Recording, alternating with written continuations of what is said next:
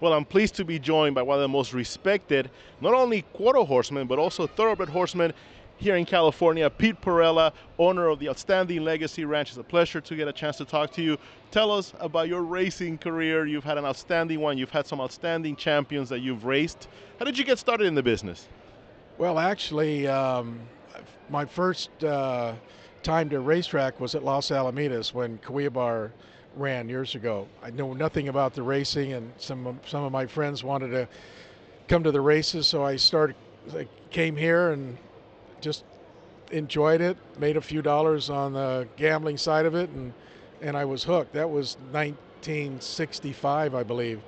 So I've been started out as a gambler and then ended up claiming some horses on the thoroughbred side, and then Legacy Ranch started in 1987. So that's when I really started in the quarter horse business and the thoroughbred business.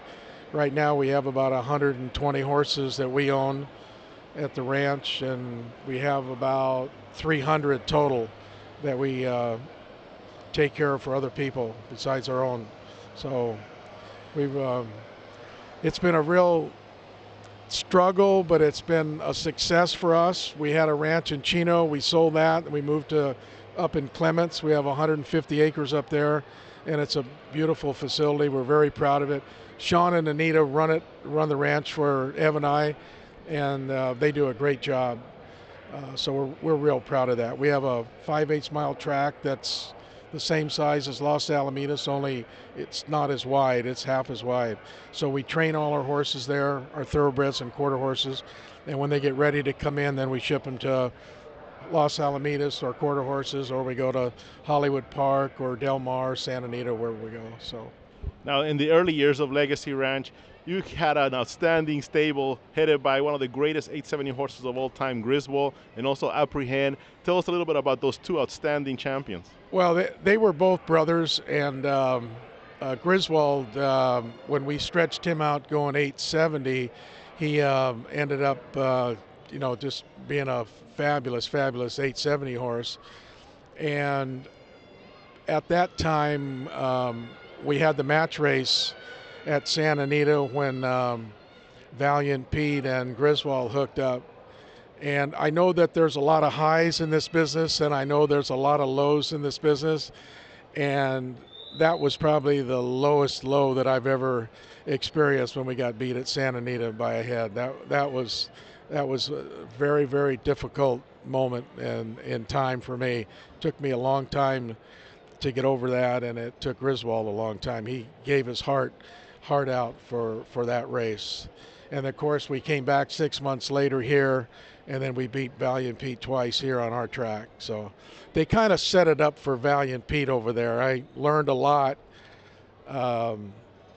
working with the guys from Santa Anita. They kept moving the race farther back, and they had it all their way. And John Sadler is a tremendous trainer, and we probably just didn't have Griswold zoned in as tight as we wanted, because they had a couple of horses that we were going to race and everybody dropped out.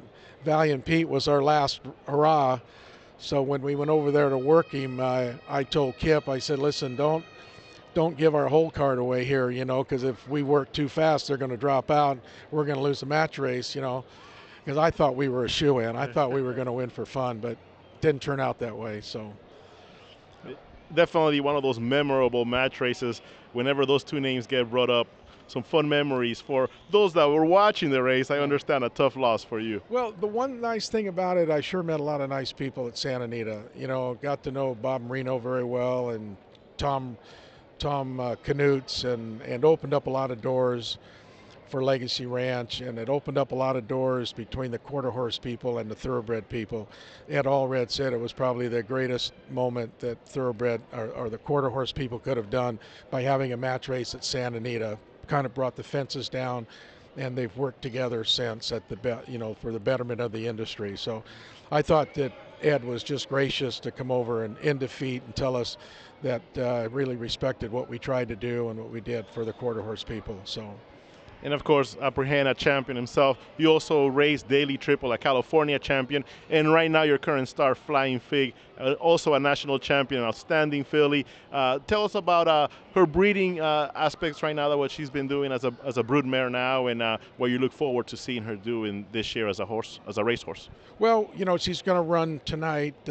We hope that she runs well. She hasn't performed as well as a 3-year-old as she did as a 2-year-old for whatever reason. We took her to Ruidoso, and she had a bad trip there, stumbled coming out of the gate, and that might have caused, looking back on it now, we probably would have been better off if we'd have just stayed home and not tried to push the envelope. But we did do an embryo transfer with her last year. We have a Walk Through Fire filly. We're going to name her We Own the Night. So we're hoping great things for her. Gary Mueller and I, he hooked up and bought some of our offspring and bought half of Flying Fig, and so that partnership has really turned out well for us, and we've got about 5 or 6 Corona cartels out of that family that hopefully will be coming to the racetrack shortly.